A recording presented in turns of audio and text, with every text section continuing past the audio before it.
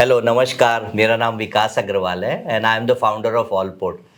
जैसा कि आप लोग हमारे यूट्यूब चैनल में कुछ लोग जानते हैं कि हमारा ये ऑलपोर्ट में हमेशा ये एंडेवर होता है कि हम इंडस्ट्री के एक्सपर्ट्स को इनवाइट करते हैं और हमारा ऑब्जेक्टिव ये है कि हम ज़्यादा से ज़्यादा लोगों तक पहुंच सकें, उन्हें एजुकेट कर सकें, एम्पावर कर सकें।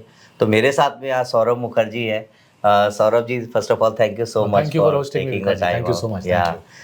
So I and Saurabh know each other for about a decade now. We were just discussing, and I remember we did the first मेरे road सर show. और बाल थे जब आप पहले बार मिले। जी।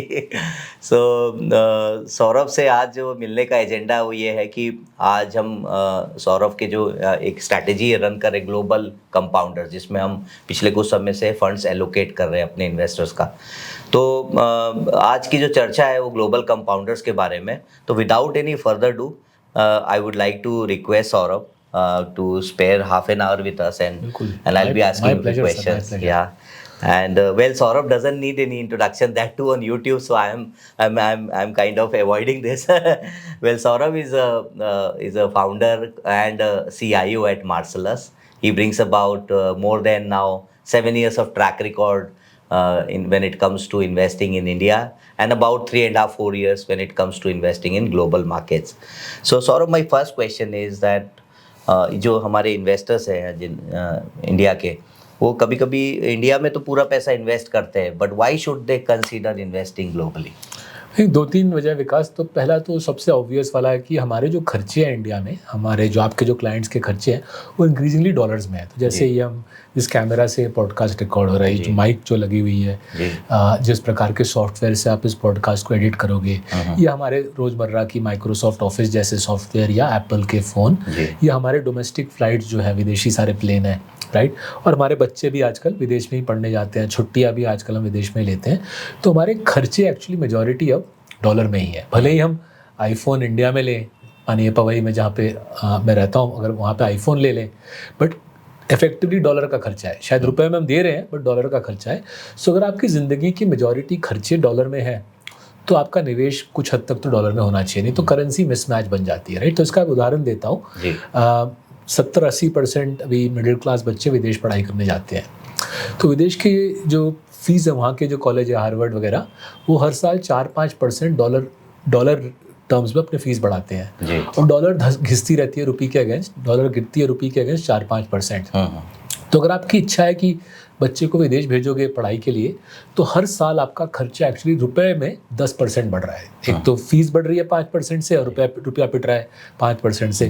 10% से फीस का बढ़ना मतलब हर 7 साल वो खर्चा डबल हो रहा है। तो अगर आपका बच्चा आज 5-6 साल का है, जब तक वो कॉलेज जाने की एज का हो जाता है या हो जाती है, आपका खर्चा 4 टाइम्स बढ़ जाएगा, तो अनअफोर्डेबल हो जाएगा। तो अगर आज की डेट में अगर आपका बच्चा 5-6 साल का है, आप छोटा सा रकम डॉलर में डाल दीजिए। जब ये बच्ची 18 साल की होगी, उसके हार्वर्ड जाने के पैसे मोटा मोटी इन्वेस्टमेंट रिटर्न से आपको मिल जाएंगे। तो ये उदाहरण रहा कि इसलिए गिवन दैट हमारे खर्चे इंक्रीजिंगली डॉलर में है, राइट, कुछ खास रहा नहीं जो रुपए में हम खरीद सकते हैं। Actually as I said, superficial लगता है मैं बॉम्बे से दिल्ली का टिकट सुपरफिशियली रुपये में ले रहा हूँ, बट एक्चुअली इंडिगो की प्लेन भी विदेशी है, उसका तेल भी विदेशी है। तो प्राइमरीली रुपए का जो एयर टिकट का कॉस्ट इफेक्टिवली डॉलर में बैठता है, इसलिए डॉलर में निवेश करना सेंसिबल रहता है।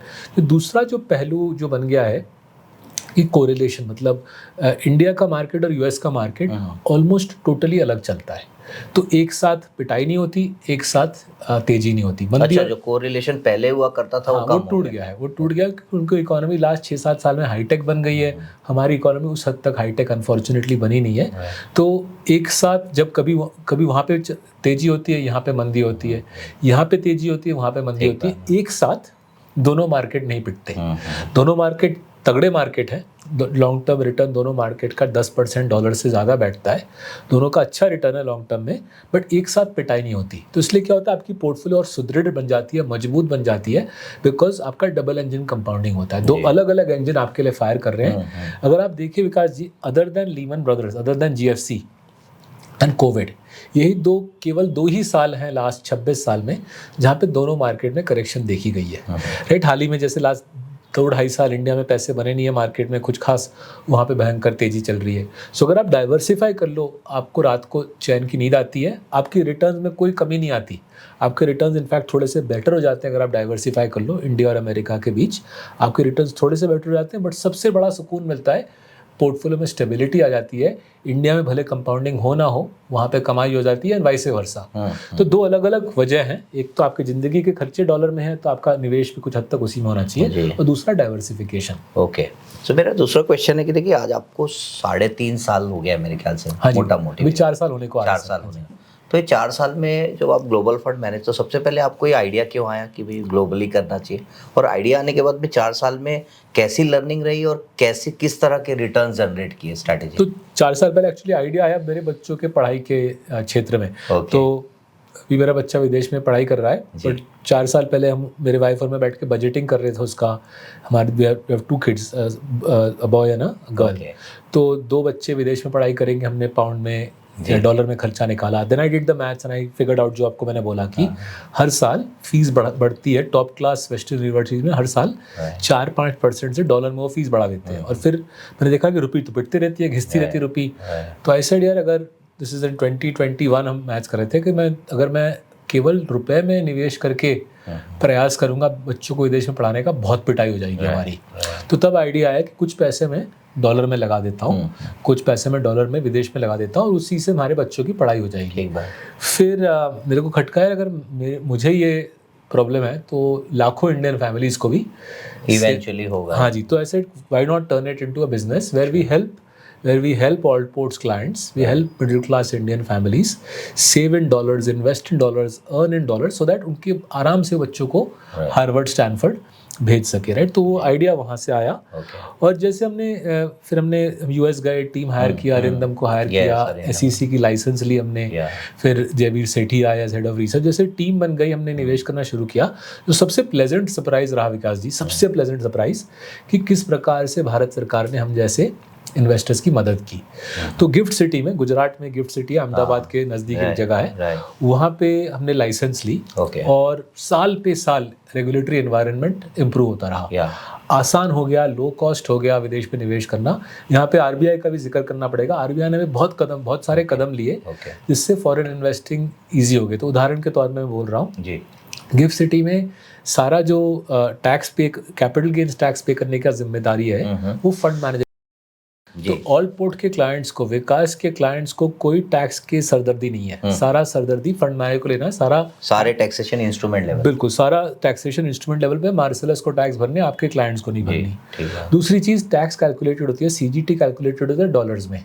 उसका मतलब क्या, जो रुपी वाली डिप्रिसिएशन होती है ना, मानिए आज आप निवेश कर रहे हो rupees at 95 to the dollar, मानिए 3 साल बाद rupees at 115 to the dollar, वो जो 95 से 115 का ड्रॉप है वो आपके क्लाइंट्स को टैक्स फ्री मिल जाएगा।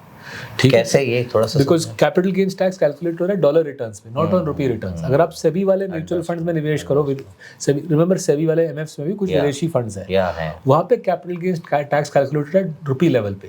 तो जो डिप्रिसिएशन हो रही करेंसी का, उसके ऊपर भी सीजीटी भरना पड़ता है, गिफ्ट में नहीं भरना पड़ता। तो एक्चुअली टैक्स रेट गिफ्ट में उस तरीके से देखे तो घट जाता है, सीटीटी एसटीटी भी नहीं है, राइट। और पूरा डॉलर जो रुपी का डिप्रिसिएशन है वो आपके क्लाइंट्स को टैक्स फ्री मिल रहा है। तो ये कमाल का, आई थिंक कमाल का इंटरवेंशन था, कमाल का रेगुलेटरी पॉलिसी है। तीसरा, करीबन 1.5 साल पहले आरबीआई ने घोषणा की कि कोई भी कॉरपोरेट एंटिटी, वो एलएलपी हो, प्राइवेट लिमिटेड कंपनी हो, पार्टनरशिप हो, विकास जी, कोई भी कॉरपोरेट एंटिटी अपना आधा नेटवर्थ ग्लोबली इन्वेस्ट कर सकती है through gift city. So individual level पे आप $2.5 लाख एलआरएस के तहत, इंडिविजुअल लेवल पे आप $2.5 लाख प्रति वर्ष एज एन इंडिविजुअल आप बाहर लगा सकते हो, ठीक है। वो तो पुराना रूल है, वो गिफ्ट सिटी पे लागू है। लेकिन उसके ऊपर एडिशनली आरबीआई ने एक एक्स्ट्रा रेजिम बना दी जहाँ पे कोई भी कंपनी अपना आधा पैसा विदेश में लगा सकती है गिफ्ट सिटी के जरिए से। फिर और एक इम्प्रूवमेंट आया कि जब आपका क्लाइंट, आप ऑल्ट पोर्ट के क्लाइंट्स रिडीम करेंगे, जब वो हमसे पैसे वापस लेंगे, they don't have to take the money back in INR। वो डॉलर में पैसे वापस ले सकते हैं, पाउंड में ले सकते हैं, स्विस फ्रैंक में ले सकते हैं। अच्छा, जिस भी करेंसी में, जौन से भी करेंसी में चाहते, 15 करेंसी की चॉइस है। गिफ्ट सिटी में 15 करेंसी में आप रिटर्न्स ले सकते हो। और कोई भी इंडियन बैंक के पास जाओ आप, HDFC, ICICI, कोटक, किसी के पास भी चले जाओ, वो आपका गिफ्ट सिटी में डॉलर अकाउंट आपको खोलने में मदद कर देंगे, राइट।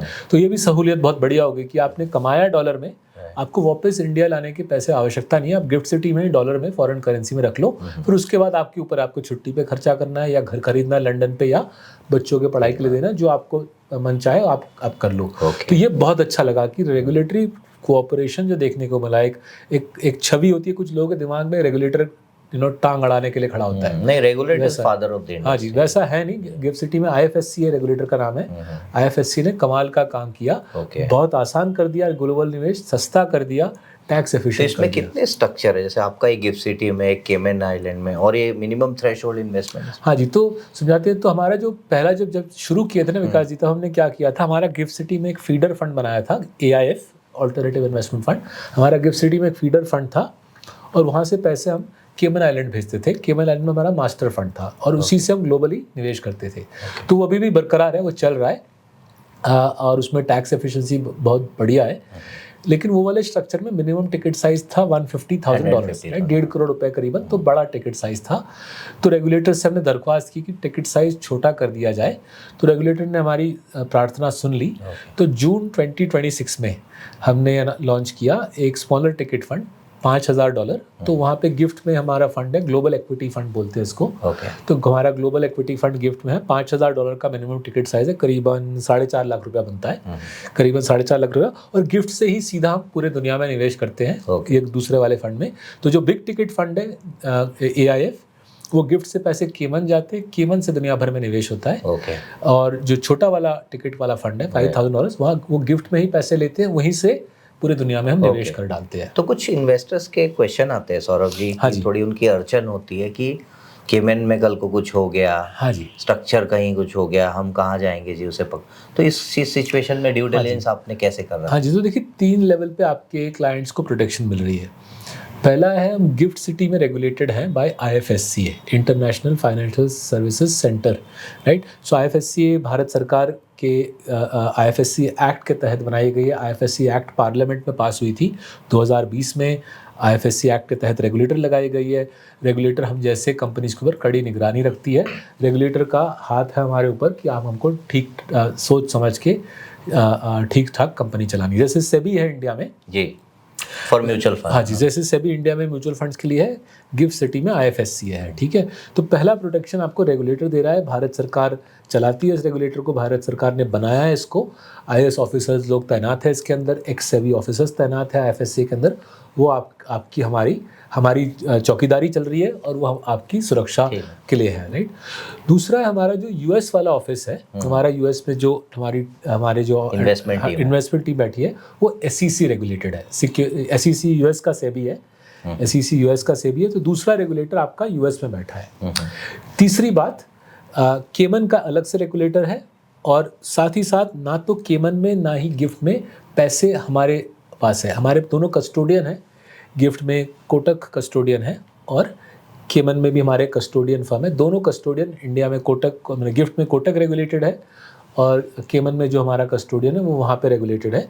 सो हमारी रेगुलेशन तो हो ही रही है तीनों देशों में, गिफ्ट में IFSCA, US में SEC और केमन का रेगुलेटर। उसके ऊपर जो कस्टोडियन है, कस्टोडियन के पास पैसा रहता है, हम फंड मैनेजर है लेकिन कस्टोडियन पैसे की रक्षा करता है। कस्टोडियन की भी रेगुलेशन उसके ऊपर है। तो आपको 3 अलग अलग रेगुलेटर का प्रोटेक्शन मिल रहा है, कस्टोडियन का रेगुलेशन अलग से हो रहा है, उनका प्रोटेक्शन मिल रहा है। तो पैसे की लापरवाही करने का स्कोप यहाँ पे 0 है। और जिस प्रकार से इंडिया में सेबी और RBI इंडिया में मार्केट्स की रक्षा करते हैं, ये वाले रेगुलेटर IFSCA, SEC अपने अपने क्षेत्र में पैसों की रक्षा करते हैं। जी। अब फंड के बारे में थोड़ा बात करते हैं सौरभ जी। सो पिछले 4 वर्षों में किस तरह के रिटर्न्स इसने जनरेट किए? हाँ जी। और आगे क्या विजिबिलिटी दिख रही है 10 साल के पॉइंट ऑफ व्यू से? हाँ जी, तो देखिए लास्ट 4 साल में तो अभी अक्टूबर 22 में शुरुआत की थी ग्लोबल कंपाउंडर्स की, तो दबा के पैसे बने हैं। करीबन डॉलर टर्म्स में रिटर्न आए हैं 20% के आसपास। ये सारे फीस काटने के बाद, सारे कॉस्ट के बाद बात कर रहा हूँ। 20% डॉलर रिटर्न, करीबन 24% रुपी रिटर्न, क्योंकि रुपी टूटता रहता है 4% से। तो रुपी रिटर्न 24 आई है, डॉलर रिटर्न 20 आई है, राइट। लेकिन अगर हम 10 आगे आगे आने वाले 10 सालों की बात करें तो मेरे ख्याल से इतना रिटर्न शायद ना आए, राइट। तो सस्टेनेबल बेसिस पे मुझे लग रहा है ये fund around mid teens dollar return दे पाएगी। क्यों बोल रहा हूँ ऐसे? इस फंड के अंदर, हमारे ग्लोबल फंड के अंदर करीबन 40 कंपनी बैठे हुए हैं। तो इन 40 कंपनी का अगर मैं लॉन्ग टर्म ग्रोथ देखता हूँ, उनकी जो प्रॉफिट की ग्रोथ है वो करीबन 15% डॉलर आती है। अभी बहुत तगड़ा ग्रोथ है, अभी ग्रोथ 20 के ऊपर है, 20% के ऊपर प्रॉफिट ग्रोथ चल रही है। कमाल का, actually US, Europe, East Asia में कमाल का बूम चल रहा है। But if I take a more long term view, तो 15% प्रॉफिट ग्रोथ मेरे ख्याल से Vikas is the more logical thing to expect. उसमें से अगर आप 1-1.5% कॉस्ट हटा दो तो 14%, 13 से 14% dollar compounding, which means in rupees करीबन 17 से 18% rupees compounding is I think a sensible long term return that one can look forward to. Just to put this in context, right? ये नंबर कैसे compare करते हैं? अगर हम BSE 500 या Nifty 500 कोई भी हमारे देश का इंडेक्स का 30 ईयर रिटर्न ले, वो आया करीबन 12.5 के आसपास। 12 सो 12.5 डोमेस्टिक में आ जाता है लॉन्ग टर्म में। यूएस का अगर हम लॉन्ग टर्म देखें, यूएस का मार्केट का ही लॉन्ग टर्म आ जाता है, रुपीज़ में बात कर रहा हूँ, US market long term rupees में करीबन 14-15 दे देता है। तो हमारी उम्मीद है हम उससे थोड़ा बेहतर कर पाएंगे, इसलिए मैं बोल रहा हूँ 17-18 रुपीज़ में net of fees and cost should be doable in the long run.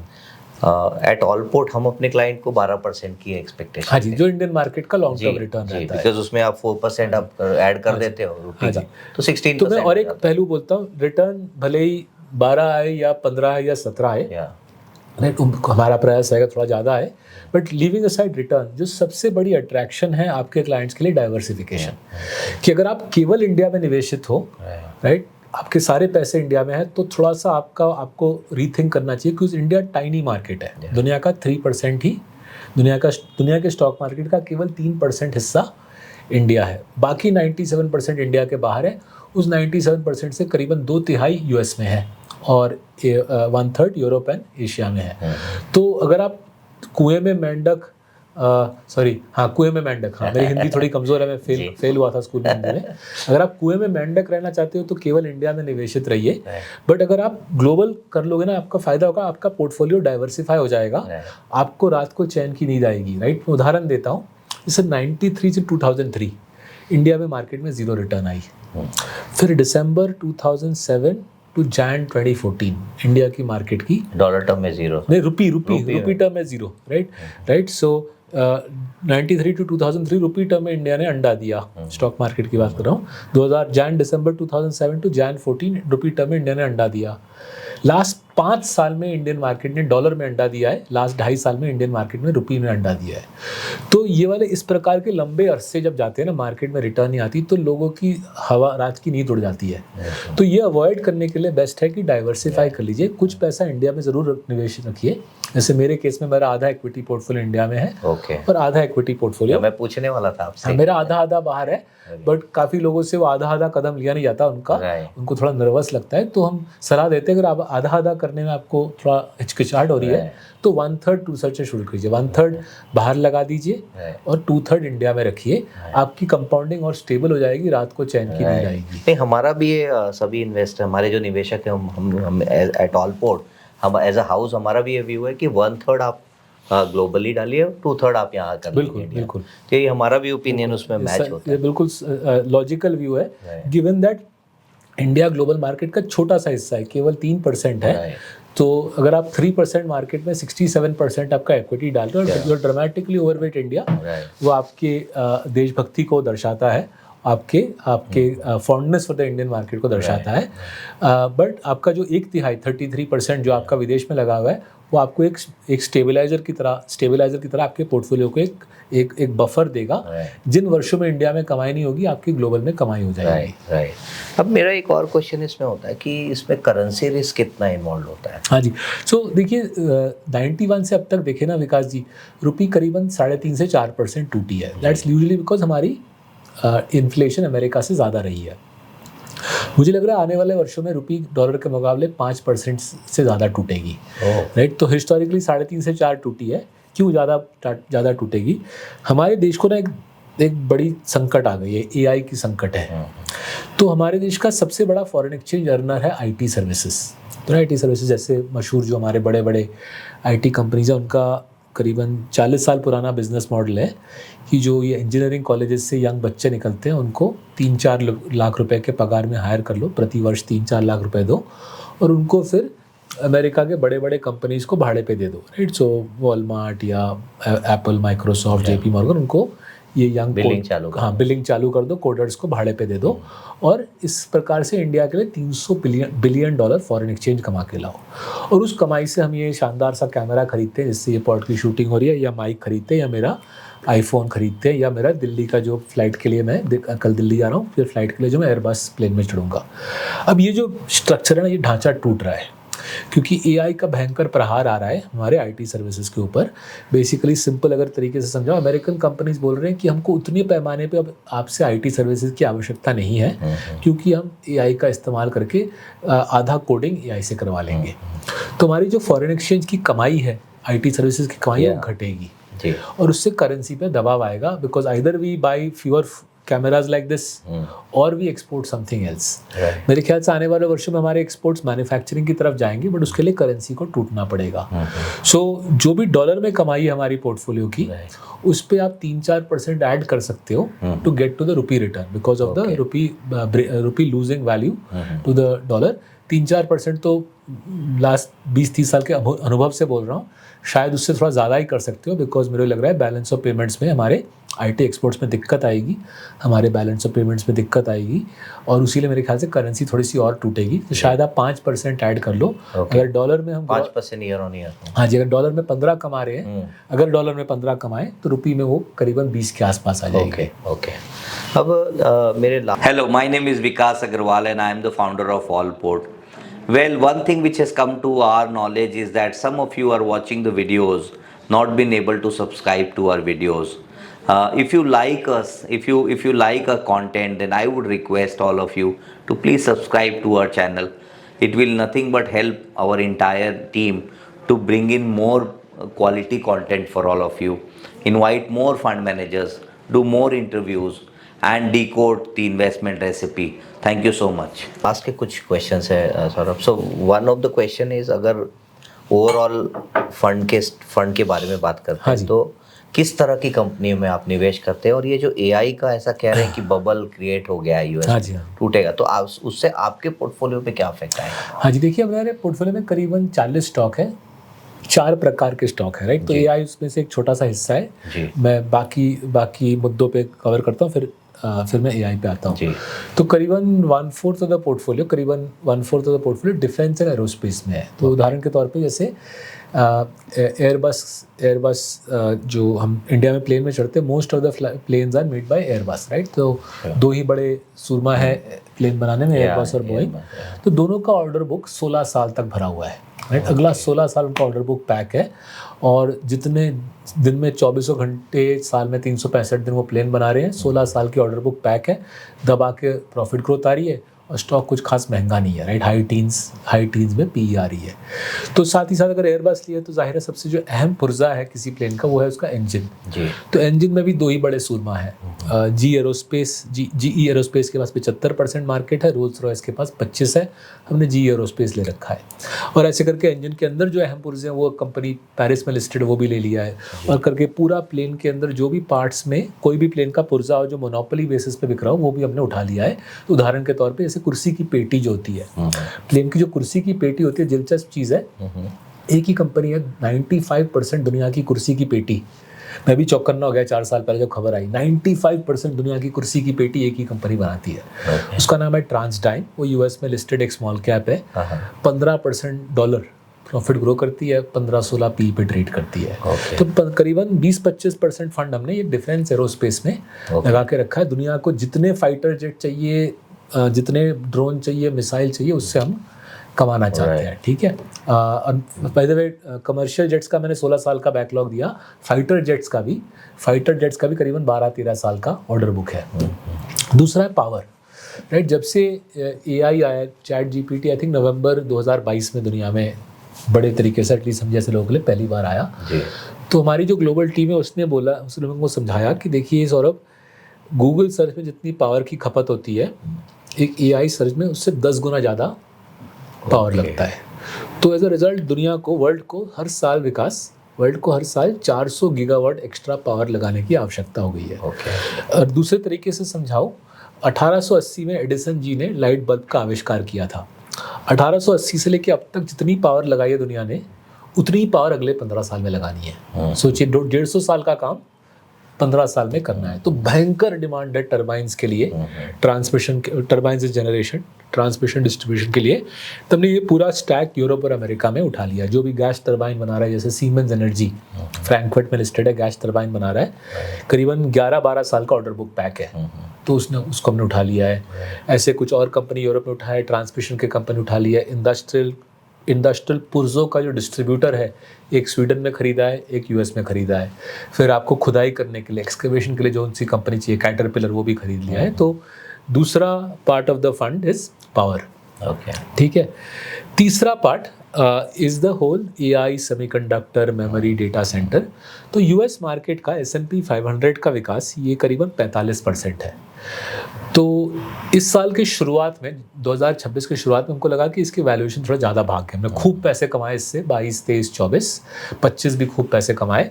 But 26 की शुरुआत में विकास हमको लगा थोड़े वैल्यूएशन यहाँ पे ज़्यादा अच्छा स्ट्रेच हो रहे हैं, तो हमने ये घटा दिया।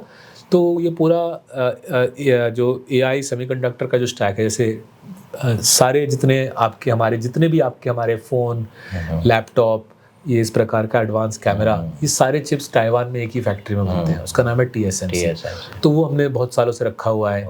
TSMC के फैक्ट्री में सबसे अहम जो मशीन है, उसको कहते हैं extreme ultra violet lithography machine. Basically giant सा मशीन है, डबल डेकर बस के साइज़ का मशीन है। उससे एक छोटी सी लेज़र निकलती है, उससे आपके फ़ोन पे या इस माइक्रोफोन पे सर्किट ठोक दी जाती है। तो अगर आप जो दर्शक iPhone 17 से देख रहे हैं ये वाला पॉडकास्ट, आपके फ़ोन का चिप राइस के 3 तिलके जितना है, और उस पर 1 बिलियन सर्किट्स ठुके हुए हैं, क्योंकि वो मशीन की ये बारीकी का काम वही मशीन कर सकता है। तो मशीन हॉलैंड में एक कंपनी बनाती है ASML, और एकमात्र कंपनी है जो ये मशीन बना सकती है। तो दुनिया में जितना भी टॉप एंड हार्डवेयर है, टॉप एंड मशीन्स है, वो ASML के बदौलत ही बन पाती है। तो वो भी हमने उठा लिया। लेकिन ये सारे स्टॉक्स ने कमाल का पैसा कमा के दिया, वैल्यूएशन थोड़े स्ट्रेच लगे, तो हमने प्रॉफिट बुक करके छोटा कर दिया ये पोजीशन। तो ये करीबन हमारे फंड का S&P का 45% है, हमारे फंड का करीबन 30% है। तो आपके अदर देन यूएस और भी कंट्रीज में? हाँ जी, यूरोप में काफ़ी सारे, यूरोप और एशिया के कंपनीज इस पोर्टफोलियो का करीबन 45% प्रॉफिट कमा के देते हैं। ठीक है। Just to finish off, final part of the fund is ultra luxury. दुनिया भर में क्या हो रहा है, इंडिया में भी हो रहा है, या यूएस में भी हो रहा है, मिडिल क्लास की तबाही हो रही है, क्योंकि एआई उनकी जॉब ले रही है, फैक्ट्री में रोबो उनका जॉब ले रहा है। बट जो मिडिल क्लास के पास था, वो ऊपर के लोगों के पास, जो कंपनी का मालिक है उसके पास जा रहा है। तो इससे क्या हो रहा है, बिलियनर, अरबपतियों की संख्या, बिलियनर्स की संख्या धनाधन भाग रही है। राइट, करीबन 7% पर एनम से विकास, आप जैसे वेल्थ मैनेजर के लिए बहुत अच्छी खबर है। बिलियनर्स की संख्या एवरी ईयर 7% से बढ़ रही है।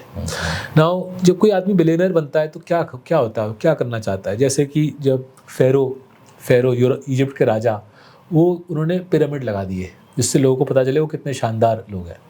शाहजहां जी थे, उन्होंने क्या किया, ताजमहल लगा दिया। तो आज के जो शाहजहां हैं, वो बोल रहे हैं हमको भी अपनी ताजमहल लगानी है। तो जौन से चीज़ें खरीद रहे हैं, उनको हमने खरीद लिया पेरिस और मिलान के मार्केट्स में जाके। तो उदाहरण के तौर पे लेडीज़ जो हैं, जो आज के नूरजहान हैं, उनको बहुत ही महंगे हैंडबैग चाहिए। तो दुनिया की एक ही कंपनी है वो जो सबसे महंगे हैंडबैग बनाती है। राइट। तो मेरे शादी के 25 साल हो गए विकास, नहीं तो 25 साल में शादी के मैंने सीखा है ये। राइट। आप भी जब मेरे एज के हो जाकर आप सीख लोगे। कोच है बिल्कुल एंट्री लेवल, $400। वो अगर आप ऑफिस से लेट आओ तो वो लेके आना है। ठीक है। $4000 पे लुई विटॉन। तो वो अगर आप लंबे टूर से वापस आओ तो $4000 लुई विटॉन। और सबसे ऊपर जो हमने लेके बहुत कमाया है, उसका नाम है एर्मीस, कंपनी का नाम है एर्मीस, बैग का नाम है बर्किन बैग का शुरुआती भाव है $40,000। ठीक है। $40,000 से शुरू होता है। कुछ बर्किन $2 लाख है, कुछ $5 लाख है, कुछ $1 मिलियन का भी बर्किन है। राइट। और ये वाले बैग मेरे थोड़े से औकात के बाहर है, बट जो हमारे देश के एलीट हैं, जो साउथ बॉम्बे के एलीट हैं या दिल्ली के लटियंस दिल्ली के एलीट हैं, वो यही बैग लेते हैं, राइट। और ये बैग हमेशा शॉर्टेज में होता है। ये बैग केवल न्योता से मिलता है, इनविटेशन से मिलता है, राइट। काला घोड़ा में एरमीज की दुकान है, मैं बेवकूफ़ इंसान वहाँ पर पहुँच गया था। घुसने तो देते हैं, प्रवेश करने देते हैं, बट आपको खरीदने नहीं देते अनलेस आपको इनविटेशन है। इनविटेशन प्राप्त करने के लिए आपको साउथ बॉम्बे के किसी एलीट इलाके में, जैसे कि कारमाइकल रोड, जैसे कि पेडर रोड, वहाँ पे होना पड़ेगा। और साथ ही साथ आपको हाई प्रोफाइल सोशलाइट होना पड़ेगा, तब आपको न्योता आएगा कि आप आइए हमारे दुकान में। $1 लाख का, $1 लाख का मिनिमम स्पेंड है। लेकिन हमारे रिसर्च टीम ने मेरे को दिखाया और मैंने चेक किया है, मैंने वैलिडेट किया है कि इंडियन वुमेन अपने हस्बैंड का किडनी बेचने के लिए तैयार हैं, ये न्योता प्राप्त करने के लिए। और इसी की बखूबी इस बैग की कमाल है, वुमेन आर विलिंग टू पे millions of dollars for this. तो एज अ रिजल्ट क्या होता है, 100 साल से ये कंपनी एरमीज पेरिस में लिस्टेड है, $350 बिलियन कंपाउंडिंग मशीन है, $350 बिलियन का कंपाउंडिंग मशीन है। सोचिए इंडिया में कोई कंपनी इसके आसपास भी नहीं आ पाती। Hello, my name is Vikas Agarwal and I am the founder of Allport. Well, one thing which has come to our knowledge is that some of you are watching the videos, not been able to subscribe to our videos. If you like us, if you like our content, then I would request all of you to please subscribe to our channel. It will nothing but help our entire team to bring in more quality content for all of you. Invite more fund managers, do more interviews, and decode the investment recipe. Thank you so much. तो कमाल की company है ये एरमीज, जो Paris में listed है। $350 billion का market cap. सोचिए इंडिया में कोई कंपनी आस पड़ोस में भी नहीं आएगी, राइट।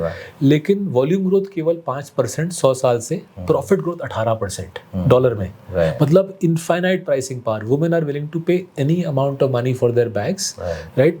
हमारे एक बिलियनर क्लाइंट है दिल्ली में, उन्होंने मेरे को समझाया कि सौरभ $5 बिलियन भी चार्ज करें ना, मैं विदाउट हेजिटेशन इनकी बर्किन बैग ले लूंगी, as long as they tell me India में एकमात्र यही एक बैग बिकेगा इस डिज़ाइन का। तो मैंने बोला क्यों लोगी आप $5 मिलियन देखिए, क्या फ़ायदा है। जी सर, सौरभ सोचो हम किसी पार्टी में जाएंगे दिल्ली में, बॉम्बे में, बाकी लेडीज़ वहीं पर अंदर से ख़त्म हो जाएगी, because they will know they can't get that working bag, वो केवल मेरे पास है। तो इसलिए बोल रहा हूँ, जो आज के नूरजहान है, आज के शाहजहान जो है, उनको जो चीज़ें चाहिए हमने जाके पेरिस और मिलान के मार्केट से उठा लिया। ठीक बात। तो मेरा लास्ट क्वेश्चन है, देखिए अभी आपने तो क्लैरिफाई कर दिया कि यूएस में आपका सिर्फ 40-45% है और 40-45% अलग profit by source of profits 55% US से, 45% यूरोप और एशिया से। जी। तो बहुत दिनों से बात चल रही है सौरभ, और ये आपको कैसे ये ग्लोबल इन्वेस्टिंग, इंडियन इन्वेस्टिंग में मदद करता है। बहुत लोग कह रहे हैं कि यूएस ड्यू है करेक्शन के लिए, और काफ़ी समय से कह रहे हैं। और मुझे ऐसा लगता है लाइफ में चीज़ें, मैं मोतीलाल जी के साथ जब काम करता था, रामदेव जी के साथ, और मैं पहली बार बक्सर हाथवेज गया था, तो उन्होंने बताया था कि लाइफ में चीज़ें 2 बार होती है विकास, एक बार दिमाग में और एक बार रियलिटी में। और मेरा एक्सपीरियंस जो फाइनेंशियल मार्केट का रहा, मुझे लगता है लाइफ में चीज़ें 2 बार होती है, एक बार यूएस में और एक बार इंडिया में। हाँ जी। तो अब क्वेश्चन ये है कि लोग कह रहे हैं यूएस ड्यू है करेक्शन के लिए। हाँ जी, हाँ जी। और फिर ऊपर से एआई बबल की बात कर रहे हैं, तो थोड़ा सा लोगों के मन में एक अड़चन है ग्लोबल इन्वेस्टिंग को लेकर। हाँ जी, हाँ जी। तो अपना जो फंड है ये इतना डिवर्सिफाई है, तो ये कैसे डील करेगा, ये लास्ट क्वेश्चन है। देखिए, किसी भी मार्केट, वो इंडिया की मार्केट हो, यूएस की मार्केट हो, कभी ना कभी तो करेक्शन आएगी, राइट। तो all we can do is make sure कि हम मार्केट में जिस वाले हिस्से में सबसे ज़्यादा करेक्शन आएगी उसमें हमारा हिस्सा छोटा हो। तो मोस्ट लॉजिकल पार्ट यूएस के मार्केट में अगर करेक्शन आएगी तो मोस्ट लॉजिकल पार्ट है टेक वाला पीस। जैसे एनवीडिया हमारे पास है नहीं, एनवीडिया सबसे ज़्यादा भागी है। मेमोरी स्टॉक्स भी हमने एक भी नहीं लिया है, राइट। मेमोरी स्टॉक्स क्रेजी भागे हैं और हमारे ख्याल से उनके पास कॉम्पिटिटिव एडवांटेज नहीं है, राइट। एनवीडिया के पास कॉम्पिटिटिव एडवांटेज है, बट एनवीडिया की वैल्यूएशन बहुत तगड़ी है। तो हमने काफ़ी सारे parts of the US market जहाँ पे हमको लग रहा है करेक्शन की संभावनाएं ज़्यादा है, वो छोटा कर दिया है। लेकिन उल्टा भी सही है, उल्टा भी सोचना चाहिए। यूरोप और यूएस में स्मॉल एंड मिड कैप्स आज 35 ईयर लो पे है वैल्यूएशन के माध्यम से। अगर वैल्यूएशन के नज़र से देखें, स्मॉल एंड मिड कैप्स का यूएस और यूरोप में जो डिस्काउंट है लार्ज कैप्स के अगेंस्ट, वो 35 ईयर हाई पे है। इतने सस्ते में स्मॉल एंड मिड कैप्स मैंने नहीं देखा यूरोप और यूएस में, जो आज के रेट में मिल रहा है। अर्निंग्स ग्रोथ शानदार है। अर्निंग्स ग्रोथ हमारे जो पोर्टफोलियो का स्मॉल एंड मिड कैप हिस्सा, अर्निंग्स ग्रोथ डॉलर में हाई टीन्स आ रहा है। मतलब निफ्टी के मुकाबले 3-4 गुना प्रॉफिट ग्रोथ आ रही है, 3 to 4x profit growth compare to Nifty, और वैल्यूएशन निफ्टी से कम। तो अगर मुझे वैल्यूएशन में इतना बड़ा अपॉर्चुनिटी दिख रहा है कि अर्निंग्स ग्रोथ आ रही है 16, 17, 18, 19% डॉलर और पी मल्टीपल 17, 18 डॉलर है, स्मॉल एंड मिड कैप की बात कर रहा हूँ, तो मुझे तो नहीं लगता कि अगर मैं वन टाइम्स पेग मतलब पी जितना अर्निंग्स ग्रोथ उतना, पी जितना अर्निंग्स ग्रोथ उसका वन पेग बोलते हैं, अगर मैं वन पेग में पोर्टफोलियो बना रहा हूँ जहाँ पे इंडिया में कुछ भी नहीं मिलता वन पेग में, तो वैल्यूएशन डाउनसाइड मेरे ख्याल से सीमित रहेगी in the non tech part of the portfolio, right. As I said, tech, AI, data centre, ये हमारे पोर्टफोलियो का करीबन 30% है, राइट। अब आते हैं उस वाले हिस्से का, टेक वाला हिस्सा जहाँ पे पिटाई हो सकती है। एक चीज़ याद रखना है कि अनलाइक .com बूम, जो कंपनी इस टेक बूम के पीछे है वो दुनिया के सबसे बड़े प्रॉफिट मशीन्स हैं। माइक्रोसॉफ्ट, एनवीडिया, अमेज़ॉन, एप्पल, एक ये कंपनी पूरे इंडियन मार्केट से ज़्यादा प्रॉफिट कमाती है और इनकी प्रॉफिट ग्रोथ आज की डेट में 20% डॉलर से ज़्यादा भाग रही है। सो अगर मानिए बबल क्रैश हो गया तो मेरे ख्याल से ये वाला जो टेक पीस है 30% ऑफ द पोर्टफोलियो, यहाँ पे 20% का करेक्शन आ सकता है, राइट। एंड S&P 500 में सिंस 45% ये वाला पीस है, S&P 500 का 45% में 20% का करेक्शन आ सकता है। But rest of the S&P 500, rest of Europe में मुझे उतनी वैल्यूएशन की दिक्कतें नज़र नहीं आ रही। और ओवरऑल अगर मैं मैक्रो देखूँ, हाउस होल्ड डेट अमेरिका में 20 ईयर लोज पे है, corporate debt all time lows पे है, इंडिया में household debt all time high में है, इंडिया दुनिया का सबसे कर्जदार मिडिल क्लास है हमारे देश का, कॉर्पोरेट डेट इंडिया में भी लो है। बट अगर एम्प्लॉयमेंट की स्थिति देखो, अमेरिका का मार्केट फुल एम्प्लॉयमेंट में चल रहा है, जिसका भी एक कलेजे में हार्ट बीट है, थोड़ा सा दिमाग है, उसको जॉब मिल गई है, राइट। इंडिया में एम्प्लॉयमेंट की दिक्कतें और हाउस होल्ड डेट की दिक्कतें काफ़ी भारी है, तो इसको कहते हैं डाइवर्सिफिकेशन। ऐसा तो हो नहीं सकता कि हर एक देश में हम होल टाइम पूरा टाइम पैसा कमाएंगे। अगर हम स्प्रेड कर ले अपना पैसा, कुछ पैसा यहाँ पे, कुछ पैसा अमेरिका में, कहीं ना कहीं हमारी कमाई चलती रहेगी और वो जो लंबा अरसा जीरो कंपाउंडिंग का जाता है उससे हमको भुगतना नहीं पड़ेगा। Right. So with that, we'd like to conclude our session here. Thank you so much. Thank you, Vikas. Thank you for giving me hosting. this opportunity. Thank you so much. Thank you so much. Thank you.